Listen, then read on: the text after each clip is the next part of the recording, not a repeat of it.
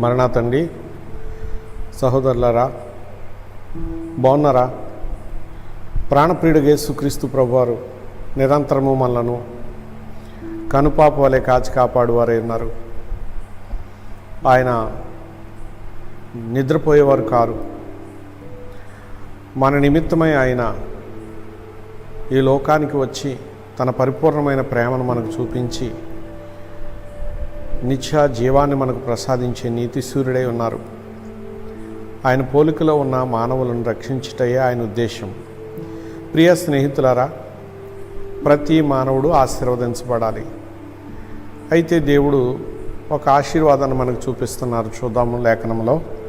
సంఖ్యాకాండము 6వ అధ్యాయము 24వ వచనాన్ని మనం చూసినట్లయితే, యెహోవా నిన్ను ఆశీర్వదించి నిన్ను కాపాడునుగాక అని ఒక చక్కని మాట ఇక్కడ దేవుడు మనకు తెలియపరుస్తున్నారు.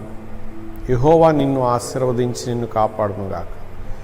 ఇశ్రాయేలు అను దైవ జనాంగములు ఐగుప్తు నుండి బయటికి వచ్చి దేవుని చిత్త ప్రకారంగా సాగి వెళుతూ ఉండగా ఆ ప్రజలు దేవుని ఆశీర్వాదంతో నింపబడాలన్నదే దేవుని ఉద్దేశం కనుక మోషే గారితో దేవుడు ఈ ఆశీర్వాదము వారి మీద పలకమన్నారు. ఆ ప్రజలు యెహోవా వలన ఆశీర్వదించబడిన వారుగా ఉండాలన్నది దేవుని ఉద్దేశం. గనుక మనము భూలోకంలో సంపాదించుకున్నటువంటి ఇహ సంబంధమైన ఐశ్వర్యాలు మనకు కూడా రావు, కానీ ఆశీర్వాదం అనేది మనకు కూడా వస్తుంది ప్రియులారా. గనుక ఆశీర్వదించబడిన వారే దేవుని సింహాసనం వరకు వెళ్ళగలరు. గనుక భూమి మీద మానవుడు ఏది సంపాదించినా సంపాదించకపోయినా ఆశీర్వాదాన్ని సంపాదించుకోవాలి. అది దేవుని ఆశీర్వాదమై ఉండాలి. ప్రియమైన స్నేహితులారా, అందుకే ఇక్కడ ఈ మాటను దేవుడు చక్కగా తెలియపరిచారు. యెహోవా అనగా ఇక్కడ సృష్టికర్త అయినటువంటి దేవుని యొక్క ఆశీర్వాదము ఆ యొక్క ప్రజల మీద నిలిచి ఉన్నది. ఆశీర్వాదం ఇచ్చిన వారు మోషే, ఆశీర్వాదం అందుకున్నవారు దైవ జనాంగం. కడవరి కాలంలో ఉన్నటువంటి మనము ఆశీర్వాదంతో నింపబడి ఉండాలి. తీర్పు దినాన మనకు కావలసింది ఆశీర్వాదమే. మత్తయి సువార్త 24లో ఆయన ఒక మాట సెలవిచ్చారు. ప్రియ స్నేహితులారా, ఆశీర్వాదాన్ని ఆయన చూస్తూ ఉన్నారు. తీర్పు దినమందు మరి దేవదూతలైనటువంటి వారు మనుష్య కుమారుడు తన మహిమ కలిగిన సింహాసనంలో ఆసీనుడిగా ఉన్నప్పుడు, తీర్పు తెచ్చడానికి ఆయన సంసిద్ధుడైనప్పుడు నీతిమంతులను అనీతిమంతులను ప్రోగు చేశారు. అక్కడ నీతిమంతులు అనగా ఆశీర్వదించబడిన వారు, అనీతిమంతులు అంటే ఆశీర్వాదం ఈ విలువ తెలియని వారు, పోగొట్టుకున్నవారు. ఈ ఆశీర్వదించబడినటువంటి వారిని కుడివైపునకు చేర్చుకున్నారు, నిత్య జీవాన్ని ప్రసాదించారు.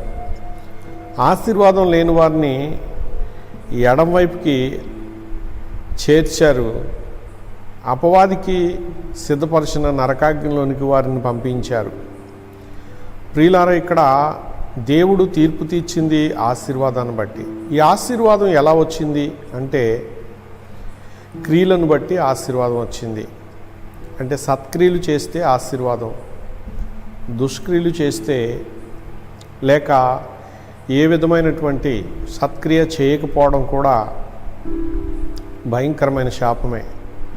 ప్రియులారా, మానవుడు శాపగ్రహి కాకుండా ఆశీర్వదించబడిన వాడై ఉండుట కొరకు సత్క్రియలు చేసేవారై ఉండాలి. ప్రియులారా, మనము నేటి నుండి మన పొరుగువారి ఎడల ప్రేమ కలిగి, ఆకలితో ఉన్నవారికి ఆహారం పెడుతూ, లేమిగా ఉన్నవారికి మనము అక్కర తీరుస్తూ, మరి ప్రేమను చూపిస్తూ సహాయకులమై ఉండాలని ప్రభు పేరట మీకు నేను తెలియజేస్తున్నాను. అట్టి దీవెనలు ప్రభు మీకు అనుగ్రహిస్తూ మిమ్మల్ని ఉన్నతమైనటువంటి ఆశీర్వాద సంపత్తి గలవారుగా సిద్ధపరచునుగాక. ఆమేన్. చిన్న ప్రార్థన చేద్దామండి. మహాపరిశుద్ధుడా, మా ప్రాణదుర్గమా, నీకు స్తోత్రములు. ప్రభువా, నీ బిడ్డలైనటువంటి వారిని నీవు ఆశీర్వదించి నీ పవిత్రమైన తేజస్సుతో నింపేవాడవై ఉన్నావు గనుక ప్రతి వారు నాయన ఆశీర్వాదం పొందుకుంటూనే జీవించాలి. ఈ ఆశీర్వాదమే మాతో శాశ్వత కాలం నిలిచేది, మమ్మల్ని నిలిపేది గనుక అట్టి దీవెన ప్రతి ఒక్క బిడ్డకు ప్రసాదించుమని, అట్టి ఆశీర్వాద సంపత్తితో ప్రతి వారిని ఫలింపచేయమని దేవదేవుడగు క్రీస్తు వారి పేరిట ప్రార్థన సమర్పిస్తున్నాను పరమ తండ్రి. ఆమెన్. అందరికీ మరణాతండి.